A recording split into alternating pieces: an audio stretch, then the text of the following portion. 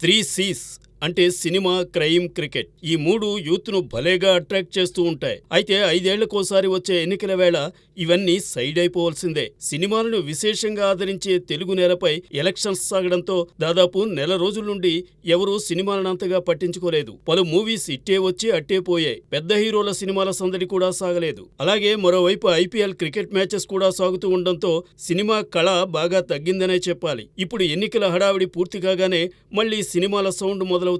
ముందుగా రామ్ పోతినేని హీరోగా పూరీ జగన్నాథ్ తెరకెక్కిస్తున్న డబుల్ ఇస్మార్ట్ టీజర్ను హీరో బర్త్డే సందర్భంగా మే 15న రిలీజ్ చేయనున్నారు. ఇస్మార్ట్ శంకర్ తరువాత మళ్లీ ఆ స్థాయి సక్సెస్ రామ్ను వరించలేదు. ఈ నేపథ్యంలో రామ్ తన ఇస్మార్ట్ శంకర్ సీక్వెల్ డబుల్ ఇస్మార్ట్తో భారీ విజయాన్ని చేజిక్కించుకోవాలనే అభిలాషతో ఉన్నాడు.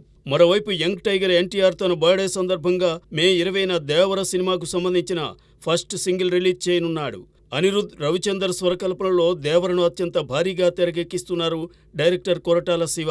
అదే రోజున ఎన్టీఆర్ బాలీవుడ్ మూవీ వార్ 2 నుండి ఫస్ట్ లుక్ రిలీజ్ కానుందని వినిపిస్తోంది. కేజీఎఫ్ ఫేమ్ ప్రశాంత్ నీల్ డైరెక్షన్లో ఎన్టీఆర్ నటించబోయే సినిమా అప్డేట్ కూడా ఆ రోజే వెలుగు చూడనుందని టాక్. రెబల్ స్టార్ ప్రభాస్ కల్కి 2898 సినిమా జూన్ 27న రిలీజ్ కానుంది. దాంతో ఈ సినిమాకు సంబంధించిన ప్రమోషన్స్ కూడా త్వరలో మొదలు కానున్నాయి. 22 భాషల్లో కల్కి 2898 జనాన్ని పలకరించనుంది. వీటితో పాటు మంచు విష్ణు కన్నప్ప మూవీ టీజర్ సైతం ఈ నెలలోనే విడుదల కానుంది.